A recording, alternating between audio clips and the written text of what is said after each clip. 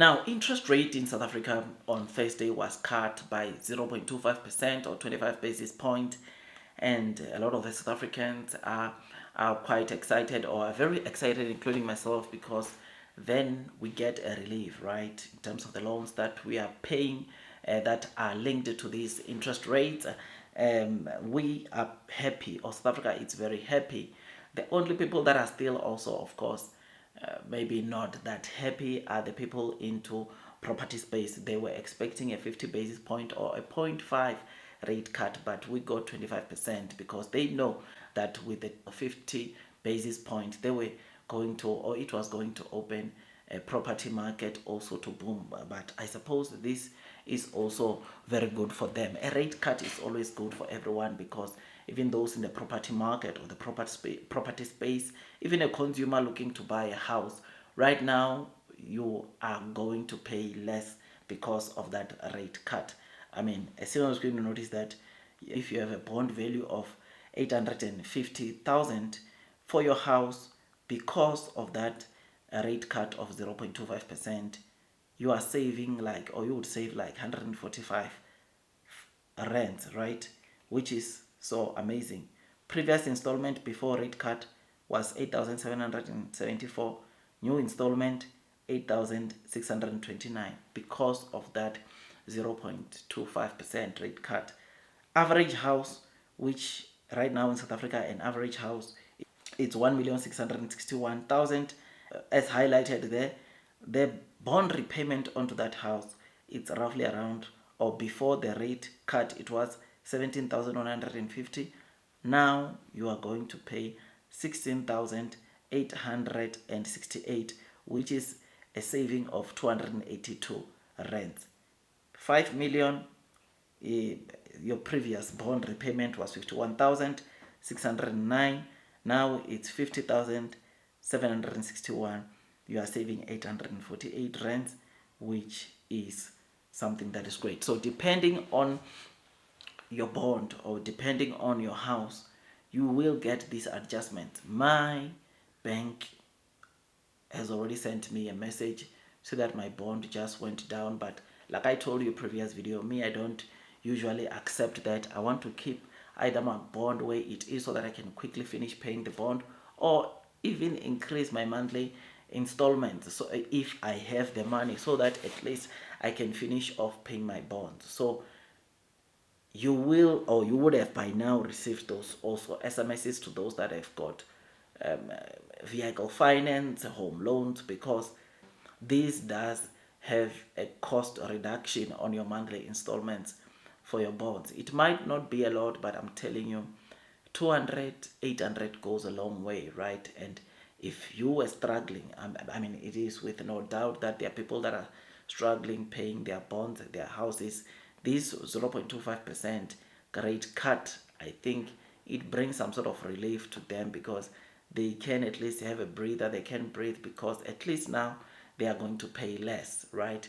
Which is something that is very, very good. So this is how the 0.25% can get you, or can make you save if you are going to buy houses that are of those value right there, which is something that is good. Prime lending for you and me, it's at 10.75%. Before this rate cut, it was at 11%, right? Which is, again, always good to see the prime lending going down. Now, those people that buy their houses and they prefer to fix their interest don't have to be impacted, or won't be impacted by this, because whatever happens, their interest rate is fixed. But to us, like myself, who I took an opportunity, or I bought this property during the pandemic when interest, or when the prime lending was at 7.25%, I am one of the people that when rates get cut or increase, my installment will also increase. But there are those that were smart enough during that period when the interest rate were at 7.25% and said what to the banks? You know what? I want a fixed interest rate, meaning that they got a very, very good deal on their properties, because if you were to go to ask for a fixed interest rate for your period, 20 years, 30 years, guess what? Even though you were not going to get that 7.25%, but most of them, they get 8.59%, which, looking at where prime lending is at right now, I think you and me can agree that those people struck a good deal. But to us that maybe we were not that knowledgeable about maybe these things as yet, I think right now we know what happens when interest rate drops, what happens when interest rate rises, and where are the opportunities, right? And I think if interest rates are to drop again to 7.2%, it is going to obviously mean that people are just going to go out there and make sure that they buy property like crazy. They take some loans like crazy because they know that if they get their interest rate to be fixed when the prime lending is at 7.25%, then that is a very, very good deal, because what are the chances of interest rates going down there again? Even if there are chances of it going down there again, but it takes a lot of time. By the time it goes back to 7.25%, you'll probably be left with a couple of years until you finish off your bond, which is something that is not good, because you don't get to enjoy the low interest rates, right, for your bond, which is very, very important. Me, I think the more I get knowledgeable about finance, the more I get knowledgeable about these things, all I see is opportunities, man. Sometimes these events that takes place in our country, in the world, they teach us a lot of things. Those that were investing in the stock market back in 2020, you know what happens when the pandemic hits countries, right? You know the kind of stocks that usually do well. You know the kind of companies that will print you a lot of money. And therefore, should another pandemic come, we know we are ready on what we need to do.